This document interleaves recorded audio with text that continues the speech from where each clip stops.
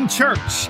And no dumbest bill in America. This is Mark Fisher with Mark and the Millennials. And the Millennial joining me today is, of course, Christopher Hopkins, our producer on the other side of the camera. Welcome, everyone, to this podcast. It is called Canceling Church. Why would anyone want to cancel church? Well, because these are the people that want to cancel all religions. But in particular, they want to cancel the Catholic religion, which is why we're calling this Canceling Church. And that is because of the so-called upcoming ruling. I say so-called because we're told that it is forthcoming. Hasn't happened yet. Ruling on Roe v. Wade. Because after the Alito ruling opinion, I should say, had been released or leaked, after it had been leaked by someone who works in the Supreme Court of the United States, suddenly you have leftist nut jobs across America who are doing what? They're showing up at Supreme Court justices' homes, as well as they're showing up at churches, right? Who shows up at a church and actually tries to stop people from expressing their religious beliefs in church? Okay, we're not talking about on the public street. We're talking about they're actually going inside the church and they're trying to stop the masses from actually taking place. And by mass, I mean, of course, Protestantism, to be fair, is also most Protestants also are against abortion. Catholics, of course, very much so. So we're calling this podcast Canceling Church because the intent of the left, it's not enough just to have abortion on demand all the way up until and even after the time of birth. But the left now wants, of course, to stop you from even expressing your opinions because you shouldn't have the freedom of expression of religion, because if you do, then you are a threat, of course, to society. You are a threat to women everywhere. So in Headline USA, abortion activists target moms and churches with planned outages and planned so-called outrages. So pro-abortion activists are planning to protest both inside and outside Catholic churches on Mother's Day in the aftermath of Justice Samuel Alito's destruction of Roe v. Wade in his leaked majority opinion in Dobbs versus Jackson's Women's Health Organization, according to Fox News. The media and progressive leaders have made every effort to incite violence and will make sure those that carry out their will receive little to no punishment. There will be no January 6th persecution for the foot soldiers of the left. They will be hailed instead as defenders of democracy. The left has been encouraging protest and violence with big assists from Massachusetts Senator Elizabeth Warren, among others, against the Supreme Court and pro-lifers since the decision was leaked on May 2nd, and now they're targeting churches. By the way, doesn't it seem like the decision was leaked like 3 months ago? Because it seems like a lifetime since that decision was leaked.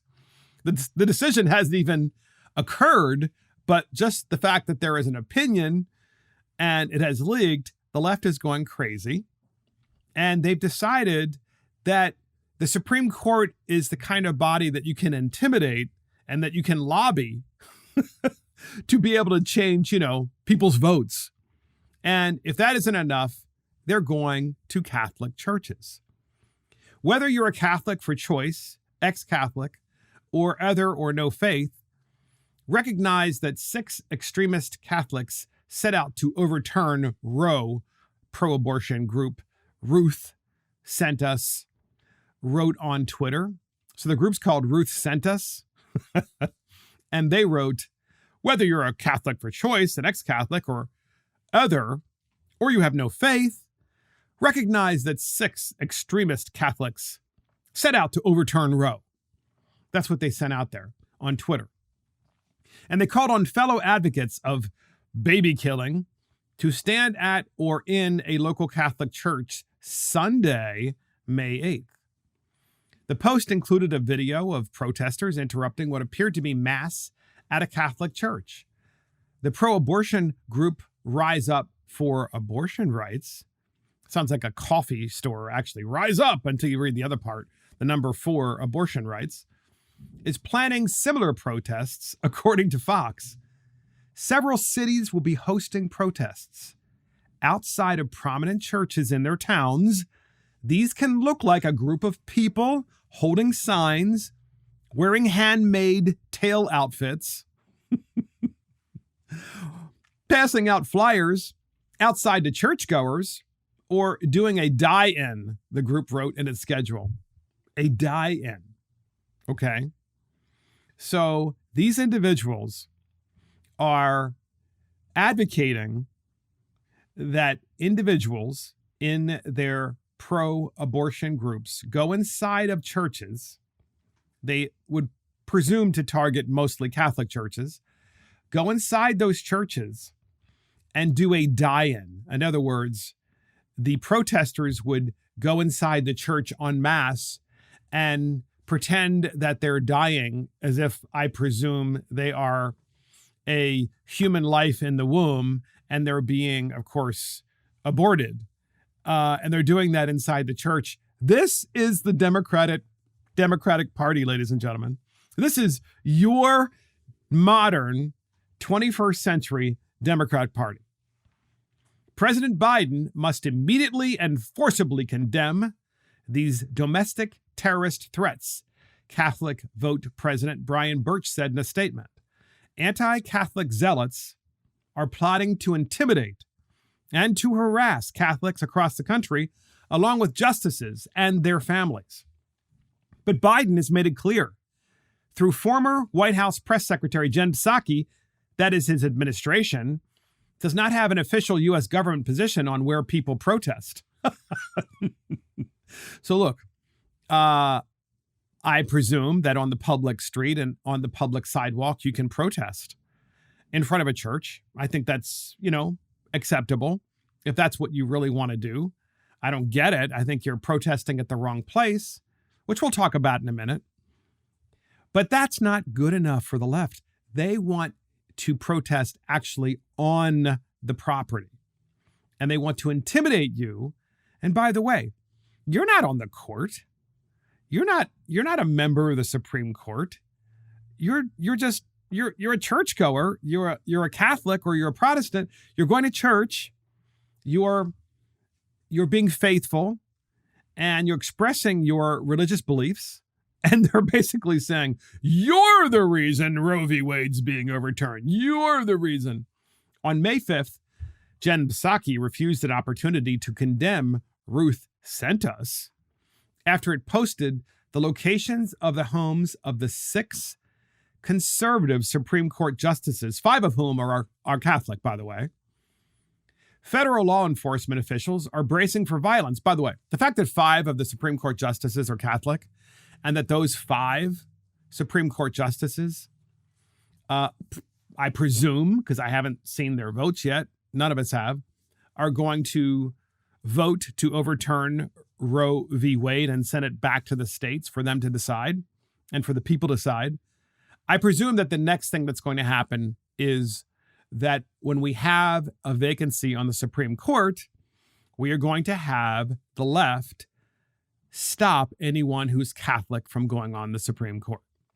Because after all, it's the Catholics who are stopping Roe v. Wade. Federal law enforcement officials are bracing for violence, Politico reported. But in typical fashion, a call in which more than 150 law enforcement officials, including representatives from the FBI and the Department of Homeland Security, participated, focused almost entirely on potential violence from counter-protesters or pro-life extremists.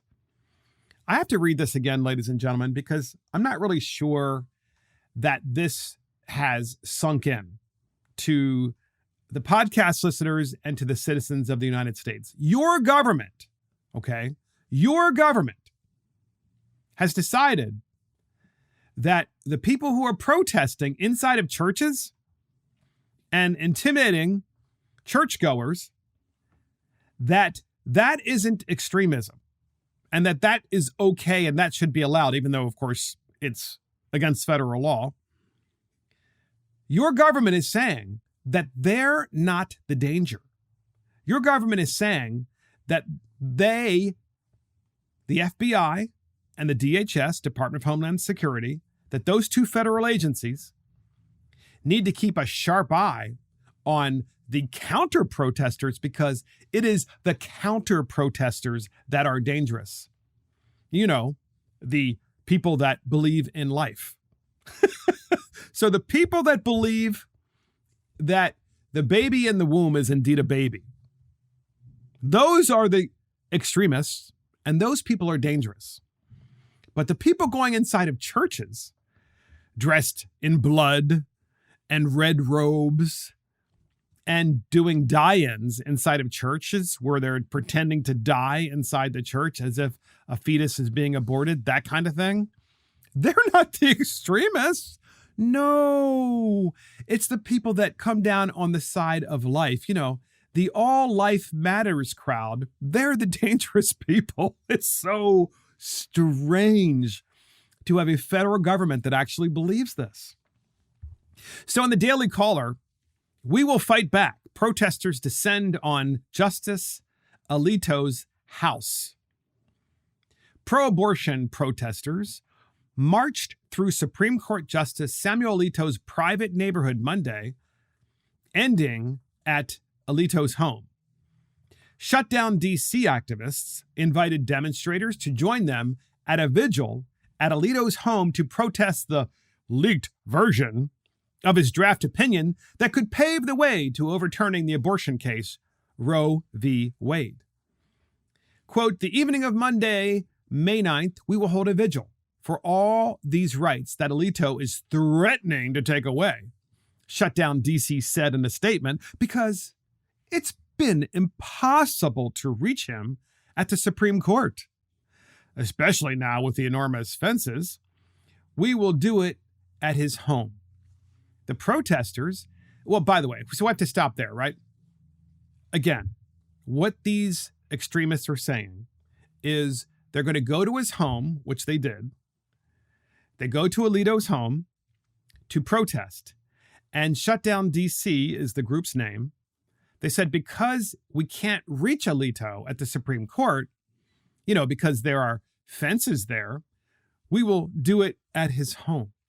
Now, this is the same left that put fences up around the United States Capitol, and they've been up for many, many months, if not over a year, because they were afraid of the insurrectionists. And yet, ladies and gentlemen, it is at the state legislatures and it is at the federal legislature where you're actually supposed to go to protest, because these are the people that you actually vote for, and these are the people that actually can put laws in and change laws. But the left, of course, believes instead that the Supreme Court is the place where you make laws. Of course, that's what they believe. So they're upset that they can't call and contact Judge Alito. And it's like, you idiots, did you ever take a course in civics? Because it is the elected officials that you're supposed to go and speak with about issues that concern you and to convince them about your point of view so that they will put bills in and pass bills that you believe in. The Supreme Court doesn't put bills in. The Supreme Court is the arbiter of the Constitution of the United States. And their job is, of course, to interpret the United States Constitution and to enforce the United States Constitution. But the left instead doesn't believe that. Literally, they're going to these houses because they think these guys are a legislature. It's like, how dare you not listen to us? You're a legislature. We vote you in. No, actually, you don't vote them in, you dummies. The protesters chanted behind a reproductive rights for all banner. If abortion rights come under attack, we will fight back, according to footage captured by Samantha Renk from the Daily Caller News Foundation. Once again, you can fight back. You know how you fight back? You fight back in the state legislatures, and you elect people that will put forth policies that you believe in. That's how you fight back, you dummies. And I have to call them dummies because they are. I mean, these are people that are highly educated, yet incredibly stupid about the way our system works. And you can say, well, it's because they don't believe in the system. I actually think that while that might be true, I think it's more true that they just don't even know how the system works because they were never taught. Quote, your neighbor is a real blank hole. Poor asshole. Just so you know, that's what they said. Your neighbor is a real asshole, protesters said, according to a video recorded by Daily Caller investigative reporter Jeannie Taylor. You have any dog poop? You can bring it with you, another protester is recorded saying. So they're telling the people that live in the community that Justice Alito is a real asshole and that they're trying to get dog poop to throw it, I presume, at his house or his mailbox or whatever. This is the left. This is how crazy these people are. So just think for a moment. You're Samuel Alito. You're on the Supreme Court of the United States. And you're like, oh, yeah, that dog poop's really going to change my mind. Yeah, I mean, dog poop on the door that you threw, dog poop against the house. Well, that's really going to cause me to change my mind. In response to the activists, protesters at the homes of the justices, the United States Senate unanimously passed the Supreme Court Police Parity Act Monday that will extend police protection to the justices and their families. A pro-abortion group, Ruth Sent Us, yeah, I love that name, Ruth Sent Us. A pro-abortion group, should be Ruth Sent Us to Kill Your Baby, announced plans for their May 11th protest against the justices' leaked draft decision. Our 6'3" extremist Supreme Court routinely issues rulings that hurt women, racial minorities, LGBTQ+, and immigrant rights. We must rise up to force accountability using a diversity of tactics, the group's website states. So, here's the thing. I have an idea. Let's say these individuals are in church, which they are, and they're protesting and they're disrupting church. They've committed a crime and they should be arrested. Let's say these individuals are harassing Supreme Court justices at their homes, which they aren't allowed to do, and that they cross the line as well, second time, and go on private property or try to deface private property. They should be arrested. But here is my solution to their arrest, okay? I'm not saying that they should serve time because, to the extent that they haven't injured anyone, I'm not saying that they should spend years in jail or whatever. No. Here's what they need to do. When they go to court and they try to defend themselves and say, well, I was there because I believe in Roe v. Wade. And the judge says, yeah, but the thing is you can't be inside of a church and disrupt people's right to religious freedom. You can't try to intimidate a Supreme Court justice of the United States. And instead of the judge then at that point saying, I'm going to put you in prison or jail, let's say, for 30 days, and you're going to learn your lesson then. No, I think that's a bad idea.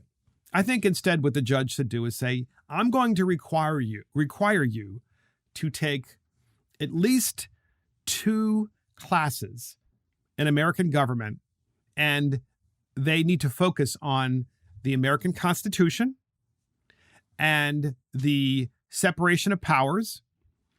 And that way you can learn about how our government works and how a bill is passed and the purpose of the legislature, the purpose of the federal Congress and the United States Senate, of course, United States House of Representatives, United States Senate, and the purpose of the Supreme Court.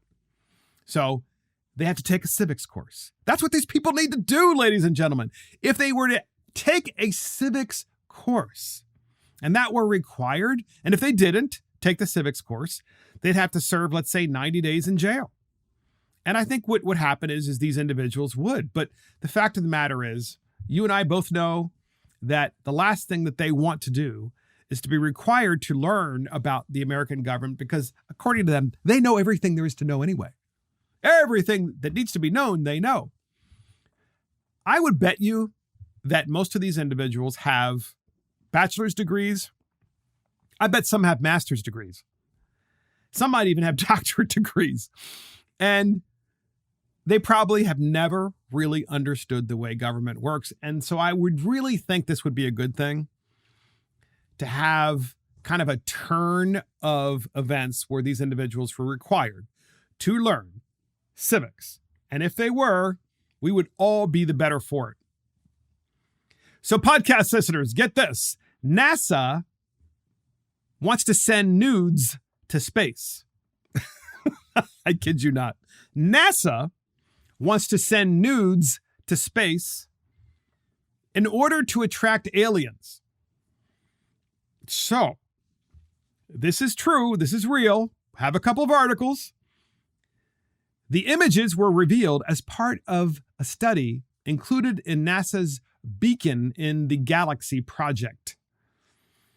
So, this starts out, "Hey, ET, are you up?" Excuse the pun. NASA is planning on launching nude images into space as part of its latest attempt to make contact with other intelligent life in the universe, according to a study recently released by the space agency. So this study was released by NASA. However, the proposed unsolicited pictures won't be graphic photographs of actual naked humans like you might think. Instead, they are basic anatomical drawings of a man and a woman accompanied by a depiction of DNA. The humans are waving, likely to make them seem more welcoming to the galaxy and not all creepy. The sketches were revealed in a study that's part of a NASA project called Beacon in the Galaxy, which aims to spark communication with any alien civilization that might be out there. The transmitted messages also includes a simple representation of a world map and a diagram about how Earth's gravity works. Scientists say the message will be written in binary code, which they believe could be extensively understood by extraterrestrials, according to the study. Though the concept of mathematics in human terms is potentially unrecognizable to ETI, binary is likely universal across all intelligence, the study reads. Binary is the simplest form of mathematics, as it involves only two opposing states, 0 and 1, yes or no, black and white, mass or empty, space. The proposed messages also includes basic mathematical and physical concepts to establish a universal means of communication, followed by information on the biochemical composition of life on Earth, the solar system's time-stamped position in the Milky Way, relative to known globular clusters, as well as to digitized depictions of the solar system and Earth's surface, per the study. And so there is a picture in here that I think maybe Chris can put up so you can just see. And it's not of an actual man and an actual woman, but it's of a man and a woman, and it does show body parts. And the idea is to say, hey, we're here, and I guess the guy is waving, come to Earth, come visit us. This is what we look like. I'm not sure why they have to be naked, but I guess, maybe it's to show us in our most basic form. This isn't the first time NASA has transmitted depictions of naked humans to the great beyond in hopes of luring the attention of aliens. I didn't know that. Previously, plaques and golden records sent on the Pioneer and Voyager missions, each headed by famed astrophysicist Carl Sagan, in the early 1970s included illustrations of a naked man and woman, though much less detailed. The launching of this bottle into the cosmic ocean, I like that, that's a good metaphor, throwing a bottle into the cosmic ocean, says something very hopeful about life on this planet, Sagan concluded. So here's my thought process, ladies and gentlemen. NASA apparently has not been corrupted by the Biden administration, because NASA is trying to communicate with the universe through a binary code or binary language,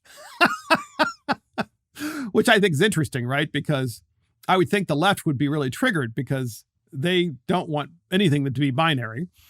And the other thing is this NASA is including an actual photograph of a depicted man and woman, as well as their body parts. And I would think that the left would be really upset about that. Like, what about trans men and trans women? What about them? Why aren't they included? Now imagine if you're, it's just a thought, okay? Imagine if we decided and we gave in to the left and we said, okay, fine. We're going to send a picture of Dr. Rachel Levine and we're going to send that up there. And then some like extraterrestrial is like, that is one ugly thing. What is that? I am not going to go visit that planet. There's no way. And the thing is, at least with this depiction that NASA is sending up, it's of not just the anatomically correct man and anatomically correct woman, but they're in good shape. And, it's no particular individual and they look happy. And it looks like kind of, to be frank with you, an Adam and Eve kind of picture, really, which is interesting, right? We're going back to Adam and Eve to communicate with the rest of the universe, hopefully. And we're trying to communicate with them in a way that we believe that they will understand. But the left, I am sure, is going to be very upset about this if they were to just find out about it. And I'm glad that they haven't yet. So Dr. Rachel Levine, we could send who else could we send up there? That would like really freak them out. Swimmer. Oh yeah. The swimmer from University of Pennsylvania. Yes, that would in the swimsuit outfit. Or another one would of course be, Beetlejuice from Chicago, the mayor of Chicago. I mean, that, by the way, if you look at Beetlejuice, I'm pretty sure that she is an alien anyway. I mean, she looks like she is from another planet. I know this is like Beetlejuice.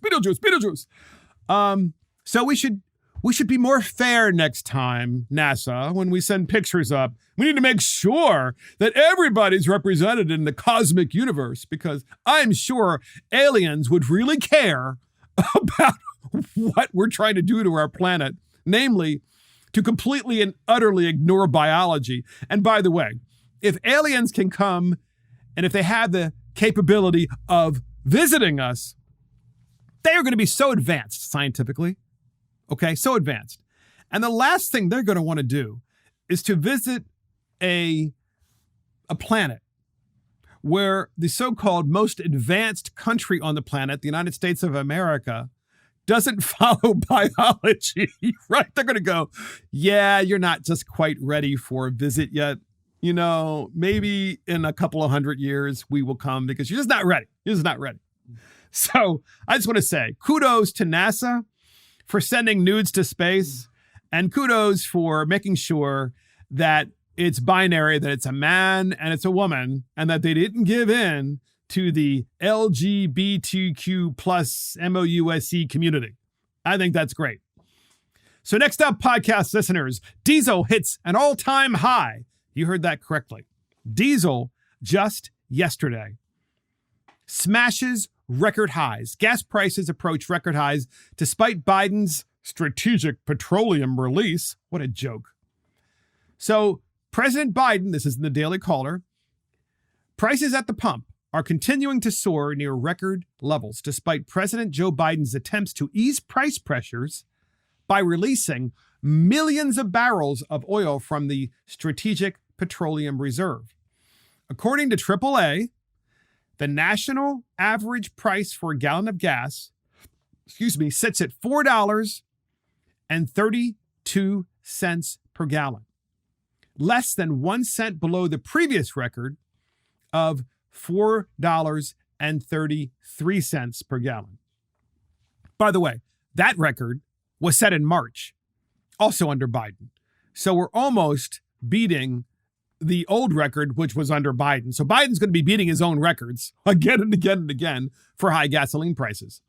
That price is also more than $1 more than gallon than it was in May of 2021, when gas was just $2.96 cents per gallon. California's statewide average, ladies and gentlemen, is currently the highest in the nation. It's almost $6 a gallon for gasoline in California. The lowest statewide average for gasoline is in Georgia, which averages $3.84 per gallon. I wonder why. I presume it's probably taxes, gasoline taxes. Diesel fuel hit a record high, according to AAA. The national average for a gallon of diesel climbed up to $5.54 a gallon. Now, folks, you might say to yourself, well, I don't use diesel. Why do I care? Yeah, you know who uses diesel? The people that bring all this stuff to you. Okay, the people that bring the stuff to you, they're delivering stuff to you, like I'm assuming the UPS trucks. Are those diesel? UPS trucks when they deliver stuff to your house? I wonder. Kind of sounds diesel. But one thing's for sure, the big tractor trailers that are taking the food to the grocery stores, that's diesel. All right? The big trucks and all of the farming machinery, that's diesel. So all of these supply chains that feed into the stuff that we need to live on a daily basis, diesel's required. So you and I both know that inflation is now baked in the cake for many, many, many months to come because of the price of diesel. That's why it matters. Fine, you don't use diesel in your tank? Well, guess what? It's going to hit you. It's going to hit you hard too, if it hasn't already. That number is 8 cents more than last week's national average for diesel, nearly 50 cents more than last month, and fully $2.42 more than May of last year, so a year ago. AAA put most of the blame on oil prices, which peaked at around $110 per barrel on Monday. However, some oil producers closed trading at lower prices after Saudi Arabia lowered prices for Europe and Asia, and China imposed another round of COVID-19 lockdowns, according to MarketWatch. With the low cost of oil accounting for more than half of the pump price, more expensive oil means more expensive gasoline. And AAA spokesperson Andrew Gross said in a statement Monday, these prices are creeping closer to those record highs, which we just had last month. So we're talking about this, podcast listeners, because of the fact that higher prices for all stuff that you buy, all stuff, is directly connected to energy prices. And so since energy prices are reaching their highs of last March, which, a couple of months ago, and they're clearly going to beat those energy prices of last March, you can expect that all the stuff that you buy is going to continue to increase in price as well. And that is important to know because it demonstrates to you that our government does not have this problem under control. They do not have the price and the energy inputs into our economy under control. Things are not looking good for our economy, and the Democrats have caused this to happen because we went from an energy independent economy to an energy dependent economy. And we are now in a situation where, because of COVID, because of all these other things that the Biden administration has done, which of course they're all using the excuses for, we're in a situation where we have an entire sector of the United States that believes that you ought not use your vehicle. They really do believe this.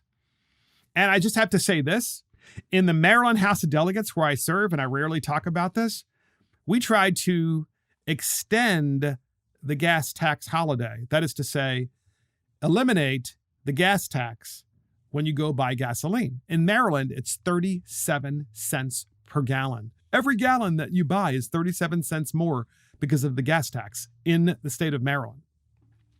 So we tried to make that gas tax holiday last at least through the end of the year, knowing that it would at least help people, certainly help commuters. And people are already driving less, but if you commute to work or if part of work itself is getting from one place to another, then you're really feeling this. And the Democrats in Annapolis that I serve with not only killed that bill, They didn't want a gas tax holiday, but they really revealed who they were. And do you want to know how they revealed who they were? They revealed who they were because the very same day, they passed a bill that gives you a tax credit if you walk to work, or if you take a bicycle to work, or if you take an electric bicycle to work, or my personal favorite, if you take an electric scooter to work. So here's the party that wouldn't let you have a gas tax break. And you're thinking to yourself, they just don't understand what they're doing. They don't understand how to run. They know exactly what they're doing, ladies and gentlemen. They know exactly what they're doing. They're trying to shut down your ability to be mobile. They do not believe that you should have the right to use your vehicle to go to any place that you want to. They don't want that to be the case. Instead, they want you to only hang around in your immediate neighborhood. You know, they don't want you to go more than 20 miles away. In fact, they'd rather you stay like in a 5-mile radius and be stuck in that 5-mile radius and use your electric bike or your electric scooter. And then, you know, just like put your car out to pasture or your pickup truck out to pasture. You shouldn't be using those anymore. So the real Democrat Party, ladies and gentlemen, it's exactly what you thought it was. And it's so funny because so many people say to me, they're like, oh, I don't believe that Democrats want to get rid of gasoline. I don't believe they're trying to get rid of you from using your vehicle. I don't believe that they're trying to stop mobility in the United States of America. Folks, their policies, their actual bills that they're putting in are doing just that. And I think maybe the next podcast, we'll talk about that stupid bill. Did we ever do that electric scooter bill? We should probably do that. It's really hysterically funny. And that particular bill, I got up and asked questions about it. And the Democrats were like, I said, my question about the bill was, well, we just killed a bill to give people a break on the gas tax. So this bill looks like it's giving a tax credit to commuters. What does the bill do? And so in Annapolis, the Democrat who has to defend the bill gets up. In this case, it was the majority leader, who is from one of the most woke, absurdly liberal, lack of diversity thought places in the United States, a place called Montgomery County, Maryland. And this guy gets up. He's the majority leader, and he goes, well, it gives a tax break if you walk to work. It gives a tax break, if you ride a electric bicycle. And so I asked the question, well, is there anything else like scooters? He goes, well, I don't know. I'm like, well, it says here in the bill, if you take an electric scooter to work. And the guy goes, the majority leader, oh, yeah, you're right. Yeah, if you take an electric scooter and you commute to work, you can get a tax credit too. That's true. So then I said, well, this has got to be the dumbest bill I've ever seen. It's just completely void of common sense of the way people actually live their lives, certainly with the people that I work with and that I live around and so forth. And I said, so for all those reasons, I'm not going to vote for the bill. So then the gentleman who heads up the Environment Committee, obviously another woke Democrat because it's the state's controlled by Democrats. He's also from Montgomery County, okay? And so what does he do? He gets up and he goes, well, Madam Speaker. He's very smug when he talks. Well, Madam Speaker, I run a company in Montgomery County, and I've got 2 employees that take an electric scooter to work, Madam Speaker, and they just love it. So, ladies and gentlemen, coming to a community near you are going to be people who are going to be commuting on highways where people are driving 55 miles an hour, but on a scooter because they get a tax credit.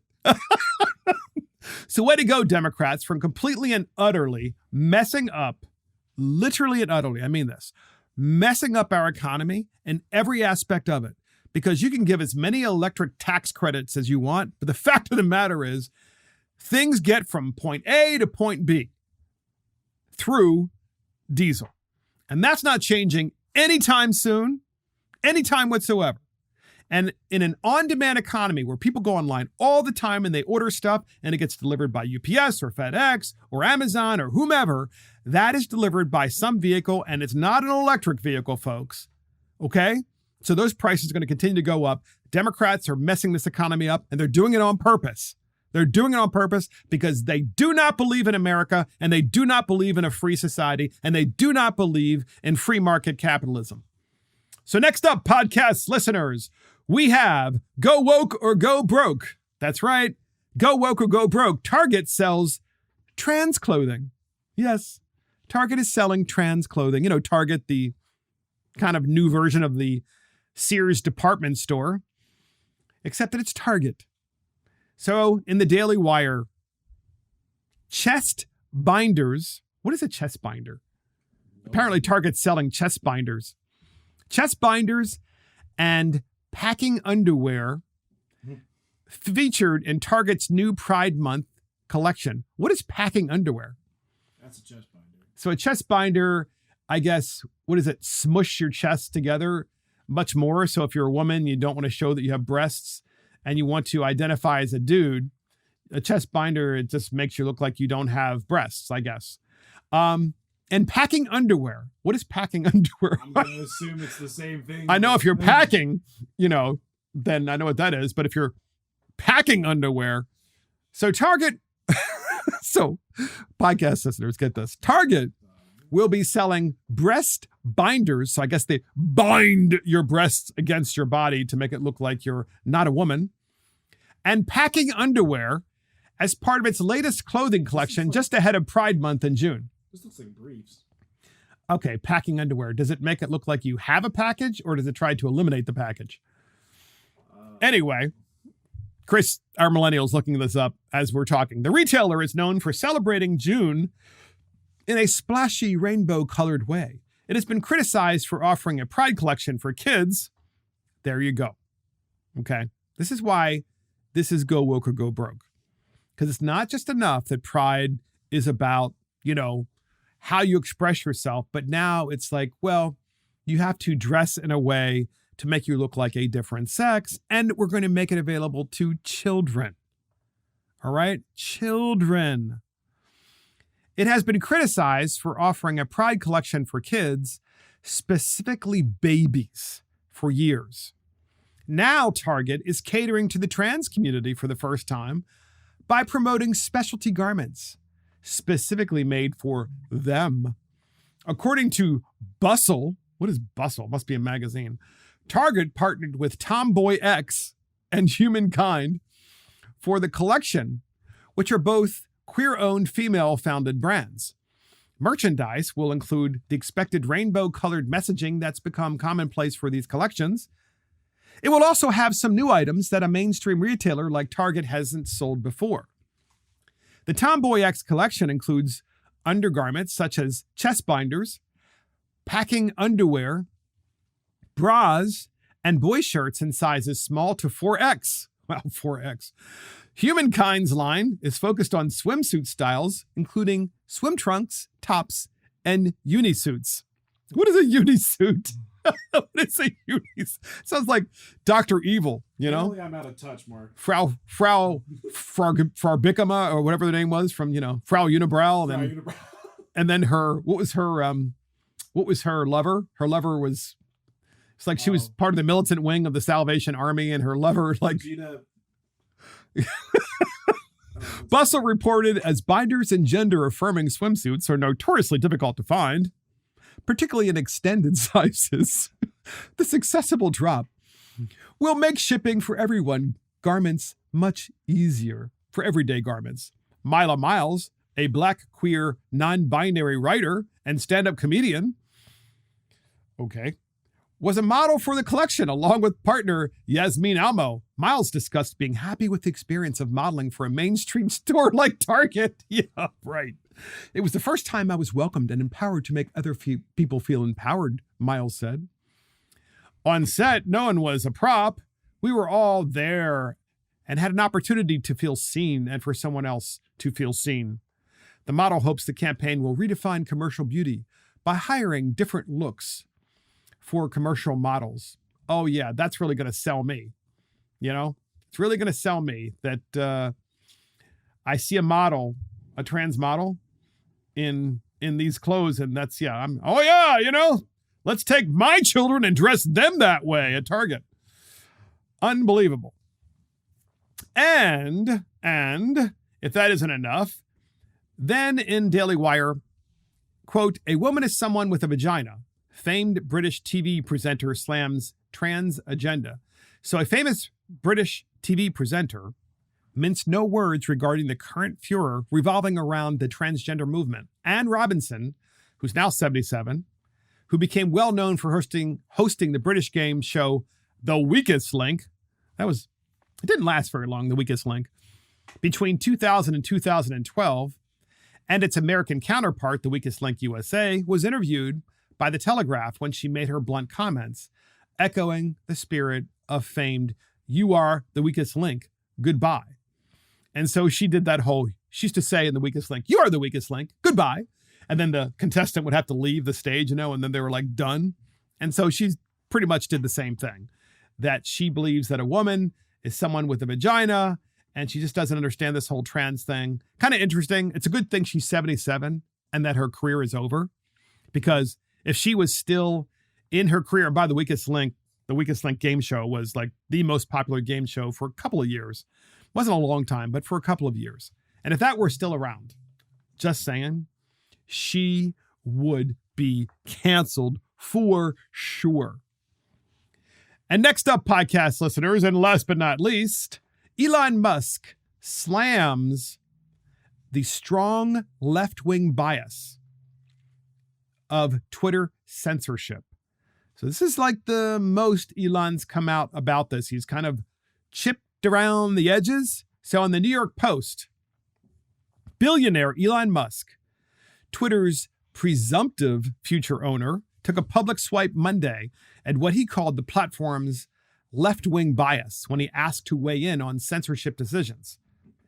Now, by the way, the fact that he's now saying this demonstrates to me, and should demonstrate to you, that the federal government and the woke left are going to do everything they can to stop Elon from buying this company and being successful.